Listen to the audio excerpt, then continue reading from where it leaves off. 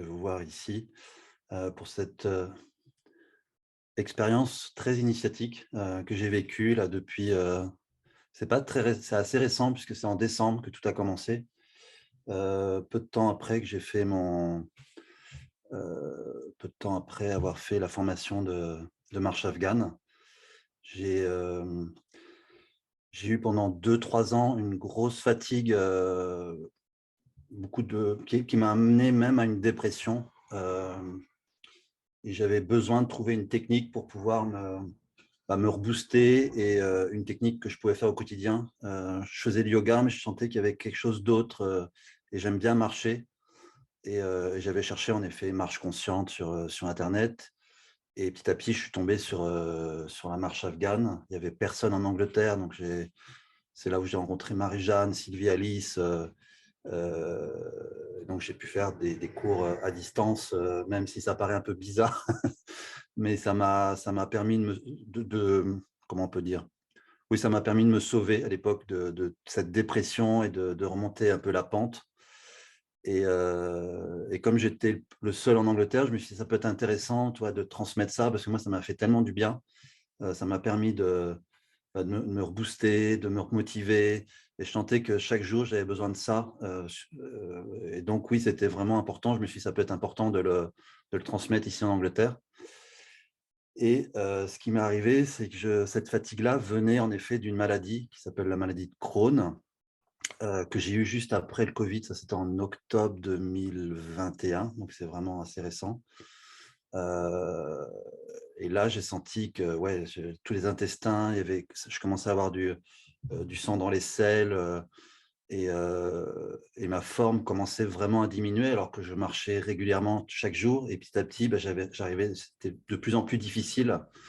Donc je suis allé consulter, un médecin qui était un médecin homéopathe énergéticien et après j'ai aussi consulté d'autres médecins pour avoir un diagnostic, précis parce que la maladie de Crohn, c'est quand même, ouais, ça peut être vraiment embêtant et ils m'ont dit: «Oui, en fait, tout est, inflammé» et même le corps commençait vraiment à être enflammé et c'est un soir de décembre, c'est ce que je raconte dans le résumé là de la conférence.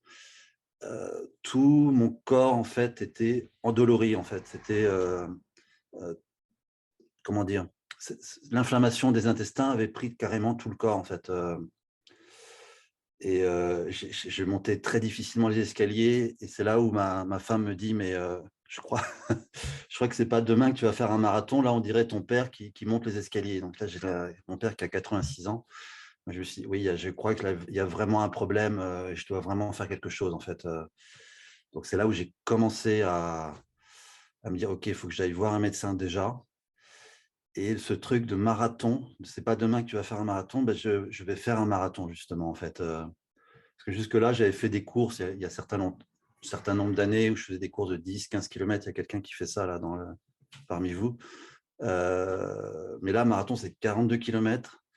Je crois que le plus que j'ai marché, c'était pendant cette partie où on est allé visiter faire le tour du monde et j'ai dû faire peut-être 24 25 kilomètres au maximum. Et là, c'était 42 kilomètres, donc c'était vraiment le double. Donc je me suis dit: «Bon, OK, ça peut me donner ma motivation pour me guérir». Et là, quelque part, c'est pas que marcher chaque jour, là, c'est vraiment il y a un focus sur cette guérison, en fait, parce que je sentais que si je me laissais aller, je pouvais vraiment, ne pas remonter, en fait. Et donc je me suis dit: «C'est maintenant ou jamais», en fait, j'ai croisé d'autres personnes qui avaient cette maladie-là et en effet, ça allait très vite dans le fait de ne plus, ouais, arriver à vivre, facilement au quotidien, en fait, même si après l'alimentation, d'avoir une diète particulière, permet de vivre et de manager ça au quotidien. Mais moi, je sentais que c'était quelque part vital, en fait, donc ça, c'était mi-décembre.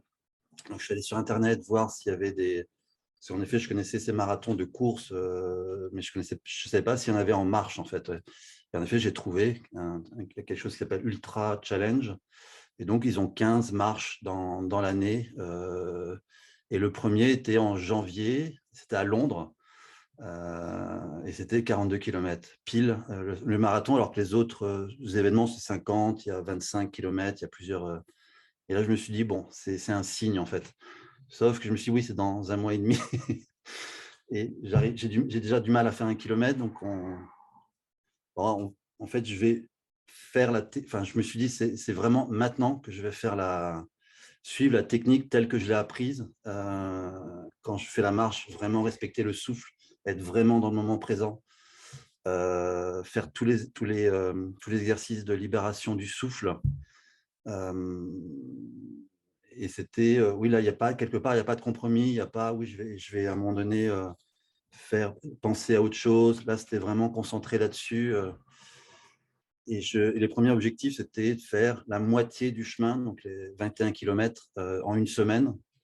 Donc, ça fait 3 km par jour. Ce n'était pas énorme, mais pour moi, c'était déjà un exploit énorme, en fait. Et je profitais de chaque jour, en fait, où je faisais mes 3 km. Il y avait ouais, j'essayais de me récompenser en me disant, voilà, c'est bien, continue comme ça. Et au mois de janvier, les 3 dernières semaines avant le marathon, je m'étais fixé un objectif que j'avais entendu, enfin un vrai entraînement, parce que j'avais rencontré il y a une quinzaine d'années un marathonien qui a fait tous les marathons, New York, Paris. Je l'avais rencontré dans un café, je ne sais pas, j'y avais posé plein de questions à l'époque, alors je ne pensais pas faire un jour un marathon. Et il m'avait dit, oui, tu sais, je fais jamais, en fait, en entraînement, je fais jamais cette distance-là. En fait, je vais faire la moitié, mais pour que l'énergie soit bonne, en fait, je ferai que le jour du marathon, je ferai cette distance de 42 km parce qu'elle est assez symbolique et énorme. Et c'est là où j'ai suivi, en fait, son enseignement. Je me suis dit, OK, je vais faire… ce qu'il m'avait dit, c'était 3 jours d'entraînement par semaine. Non, 3 jours. 3 jours d'entraînement, une journée de pause, 3 jours, etc. En fait, et de faire le 7e jour, je crois, voilà, la distance, la moitié de la distance, en fait. Ouais. Donc, j'ai respecté ça pendant tout le mois de janvier. J'ai fait 3 fois la distance de 21 km en une journée, en une fois. Et j'ai senti qu'il y avait vraiment il y avait vraiment un switch, en fait, par rapport à ce que j'ai vécu un mois avant, où j'ai commencé à faire une diète. J'ai dû perdre, comme je dis, j'ai redonné à la terre 8 kilos. Parce qu'il y a une diète très très stricte quand on a la maladie de Crohn. Il y a plein de trucs qu'on ne peut plus manger, comme le sucre, le café. Il y a une restriction très, très draconienne, mais c'était quelque part… J'ai l'impression que ça faisait partie de l'entraînement. Donc d'ailleurs, je l'ai gardé jusque-là, même si maintenant je vais beaucoup mieux. Et le jour de la… Là, je peux vous le… Donc arrive le jour du fameux marathon à Londres. Donc là, c'était, oui, j'ai l'impression que le matin, tout était au beau fixe. Ça, je peux peut-être le partager, une partie de toc. Ça fonctionne bien. Je ne sais pas si vous le voyez.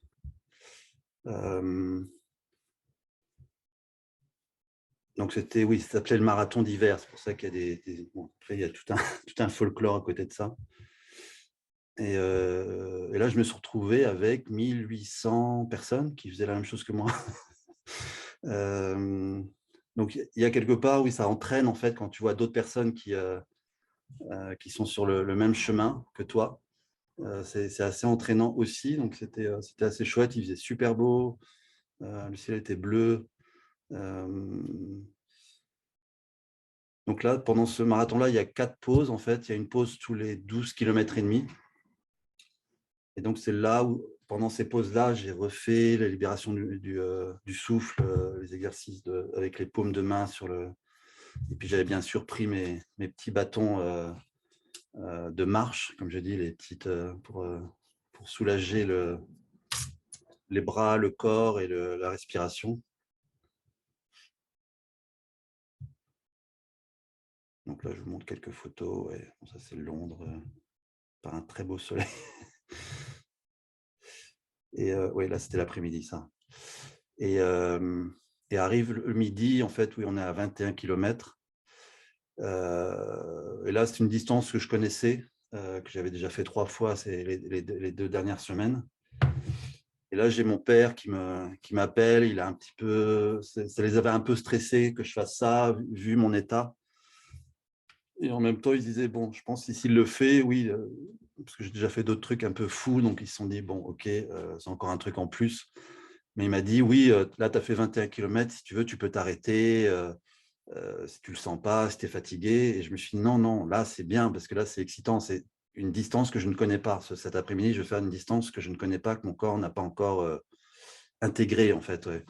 Tu vois, les 21 kilomètres, je connais, mais les 21 autres kilomètres, donc 42 kilomètres dans la même journée, je connais pas, quoi. Donc il y avait ce côté un peu excitant, et c'est vrai que l'après-midi, ouais, il y avait je me sentais pousser des ailes, en fait. Il y avait vraiment ce truc, c'était encore mieux que le matin, où je sentais qu'il y avait quelque chose qui me portait. Hem Et c'est bizarre parce que j'ai ressenti que je devais me concentrer sur, on parlait du bioalignement tout à l'heure. C'est un travail au niveau du sacrum et du centre de gravité du corps. Et je me suis concentré toute l'après-midi sur, ce centre de gravité-là, en fait, et de toujours qu'il soit souple et en même temps qu'il tienne, que ça reste tenu donc en fait, je me concentrais même plus sur mon souffle, et mes pas de 3-1 ou 2-2. J'étais concentré sur ce centre de gravité-là, en fait, et de tenir jusqu'au bout. Et je et vous oui, Sylvie Alice expliquait aussi que j'avais créé des élixirs aromatiques, et chaque élixir a une signification. Et ce jour-là, j'avais pris celui de, je sais pas si on peut voir, de Horus, qui est lié au chakra, du 3e œil, mais c'est aussi rester focus, en fait, rester concentré sur l'objectif, en fait. Donc je l'avais dans ma main, ou je l'avais dans ma poche plutôt, et ça m'a permis de rester concentré aussi, je pense un peu. Hem, donc là, c'était 38 kilomètres, et ça, c'était la parce que là, c'est en fait, je crois qu'on marche, je dis marcher, ouais, c'est 4 kilomètres/h, donc on marche beaucoup moins vite que quand on court, en effet, quand on fait le marathon.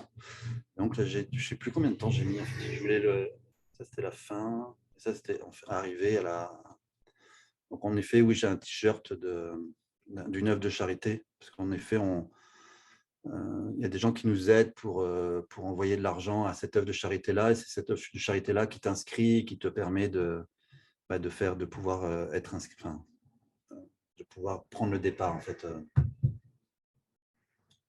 Ça, c'était là. Je vais revenir sur moi. Hem,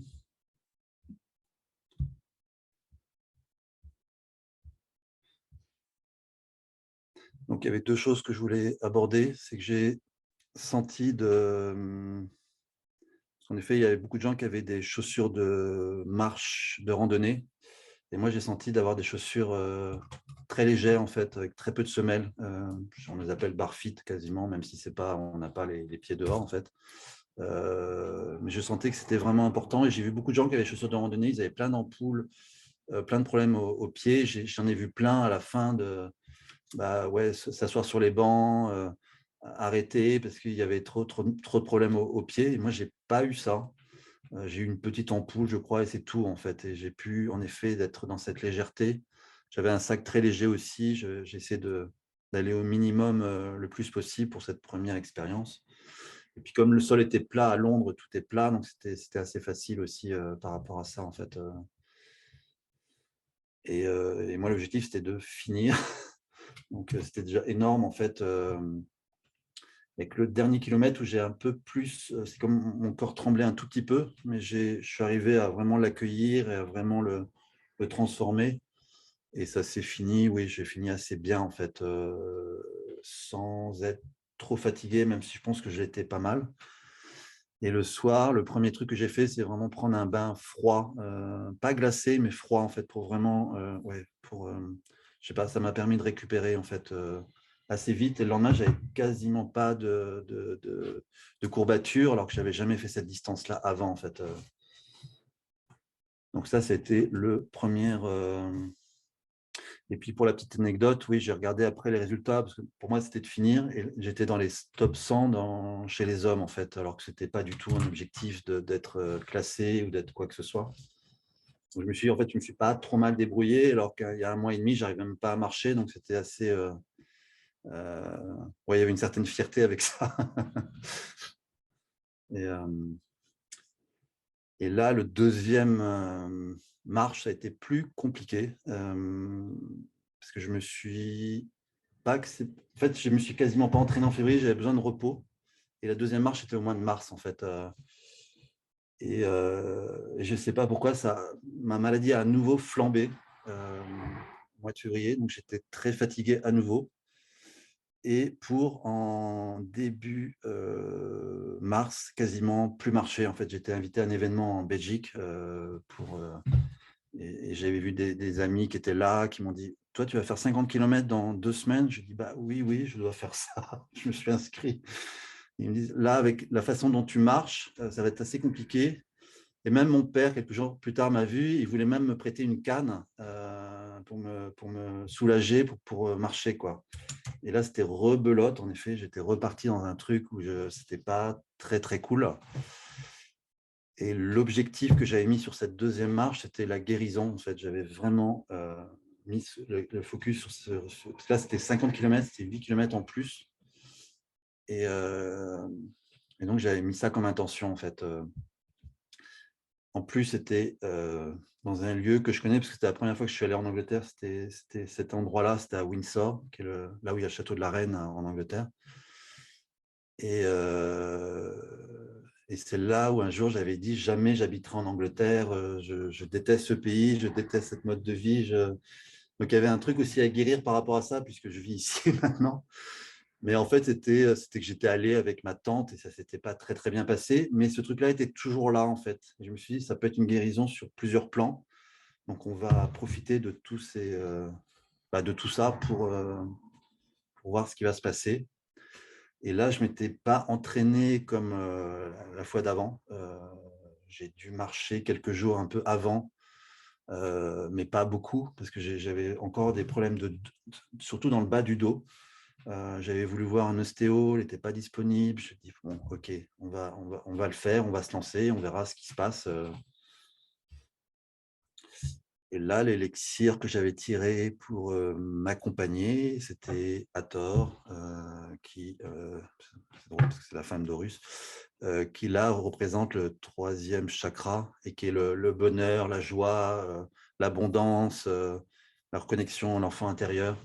Et je me suis dit: ok, je vais me connecter à cette énergie de joie, même si je suis un peu anxieux. J'étais beaucoup plus anxieux que le premier, en fait, alors que j'en avais déjà fait un. Mais, mais comme là, il y avait beaucoup moins d'entraînement, j'ai dit: ok, on va laisser les choses se faire. Et quelque part, oui, la marche afghane, c'est quand même l'endurance. Je ne pense pas qu'ils s'entraînaient. Enfin bon, je me suis dit: ok, on y va et on verra ce qui se passe, en fait. Ouais. Donc, on va remettre pour les photos. C'est toujours un peu de problème. Les photos, c'est là. Ça, c'était le matin avant de commencer avec le petit thé. Donc là, il y avait autant de monde aussi. Donc il y avait qui faisaient 25 km et d'autres 50 km. Il y avait deux possibilités, deux choix. Moi, j'avais choisi 50. Départ à 9h. Et le matin, tout s'est bien passé. Surtout que ouais, il faisait encore très beau. Chaque fois, il fait toujours très beau là dans les marches que je fais pour le moment. C'était super agréable, très joli. C'était vraiment quelque chose. Ouais, tout était parfait le matin. Il y avait quelque chose de très. Il y a cette fameuse marche jusqu'au château là, qui est magnifique. Donc tout était. Ah oui, ça c'est l'après-midi. J'en reparle après. Tout était quelque part parfait, sauf que j'arrive à la moitié, donc à la moitié du chemin à 25 km. Et là, je sens que je suis complètement à bout, en fait. Pas à bout, complètement, comment on peut dire, ouais, j'en peux plus en fait. J'ai vraiment ce truc où ouais, je me dis c'est ok, j'ai fait ce que j'avais à faire. Là, je sentais le dos, je sentais le corps qu'on pouvait plus en fait. Et c'est là où je me suis dit, ok, connecte-toi. Est-ce que c'est ton mental qui te parle ou est-ce que c'est vraiment le corps qui est complètement, ouais, qu'on peut plus quoi en fait. Et je me suis dit quelque part, ok, je l'ai peut-être un peu forcé, mais je sentais que c'était pas juste en fait, et qu'il y avait vraiment cette intention de guérison qui était là. Et il y avait une résistance en fait. C'est comme si mon corps se disait, ouais, je sais pas si c'était bien, c'était peut-être confortable cette façon d'être malade. Il y avait un côté où, ouais, peut-être là où je me suis dit, j'avais peut-être besoin vraiment de transformer ce que j'ai là. Et, et je me suis dit, ok, je continue. Je me suis massé les pieds, je ne sais pas combien de fois. J'ai refait les exercices de respiration et j'ai mis un temps fou à faire un premier pas et à recommencer pour faire les 25 derniers kilomètres. Et au bout de 3-4 kilomètres, j'étais dans un champ. Et là, je me suis dit, ouais, j'ai mal partout, en fait, j'en peux plus. Je veux un signe divin, je ne sais pas, n'importe quoi, mais j'ai besoin ouais, je ne sais pas si je dois vraiment continuer ou pas, parce que là, c'était vraiment très, très dur. En fait, je marchais très lentement. Je voyais tout le monde qui me dépassait aussi. Et je vois au loin une église au-delà de ce champ. Je me suis dit, bon, ok, je vais m'arrêter là. Et là, c'était drôle parce que c'était l'église Saint-John de Baptiste, c'était mon nom. Et je me suis dit, ok, il y a peut-être un message, peut-être le message, il est là en fait. Et j'ai dû me poser 10 minutes, un quart d'heure. Et j'ai senti que mon corps était ok pour finir en fait, alors qu'il restait encore 21 kilomètres en fait. Ouais. Donc la moitié d'un marathon, bizarrement. Et ça a été. Et là, je me suis concentré sur tous les exercices, la fontaine de Jouvence, pour ceux qui connaissent. Je me suis dit, je vais me concentrer le plus possible, de pas d'accueillir tout ce qui me gêne en fait là dans le corps. Et j'ai avancé, avancé. Les kilomètres passés très lentement cette fois-ci.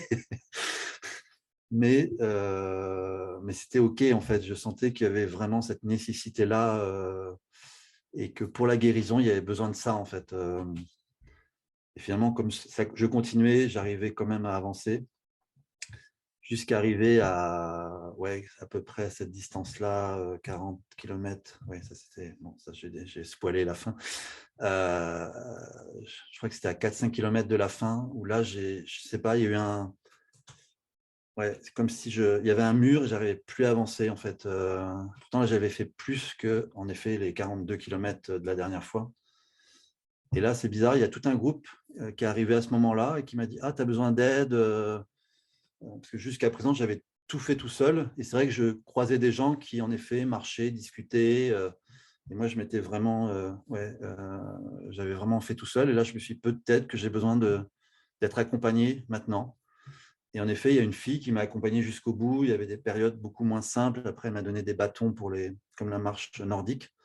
Donc, je me suis initié à la marche nordique un peu comme ça. Et j'ai dit, ah ouais, c'est chouette aussi, parce que ça permet de reconcentrer aussi et de recentrer les mouvements. Et le but était d'arriver avant la nuit. Et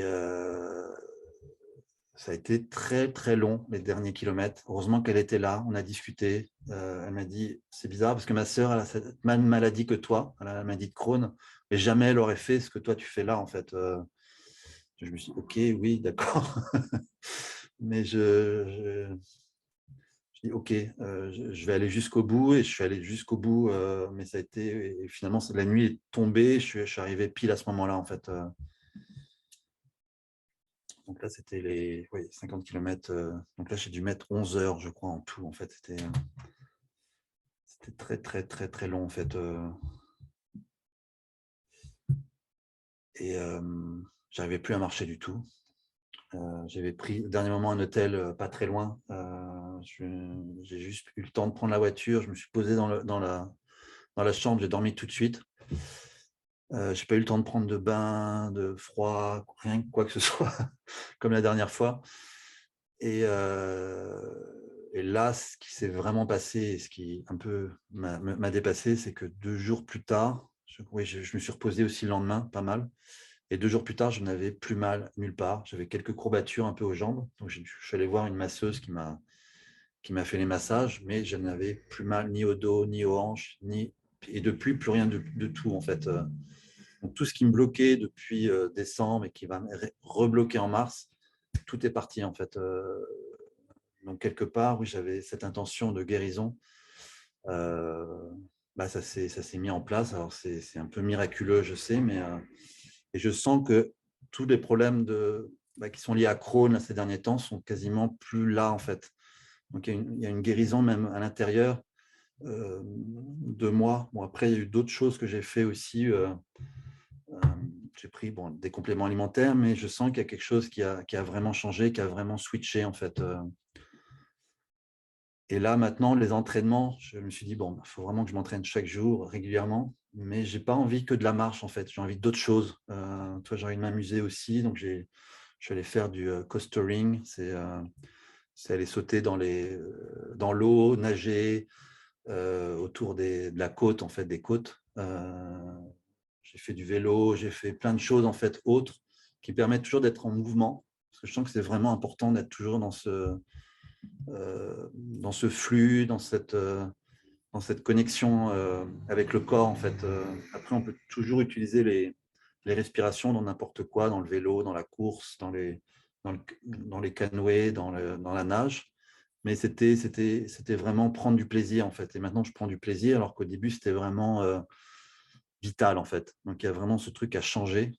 Et donc pour la prochaine, là, j'aurais dû faire une marche, là, c'était 100 kilomètres, c'était un peu plus que les autres. Mais j'ai pas eu les finances pour ça, parce que les gens m'ont pas aidé suffisamment, et j'ai peut-être pas aussi fait assez de pub aussi. Donc je vais peut-être, transmettre, cette formation ouais, je vais peut-être maintenant, c'est peut-être le temps, que je puisse transmettre aussi mon expérience, et puis donner des cours de marche afghane ici en Angleterre, parce que je n'ai pas encore fait finalement, parce que je me suis plus occupé de moi. Donc c'est peut-être maintenant à transmettre, en fait, c'est peut-être ça le message aussi, de continuer ces marches, mais aussi, transmettre, et peut-être des gens m'accompagneront pour les prochaines marches, parce que je sens que oui, c'est un peu le début de quelque chose, en fait.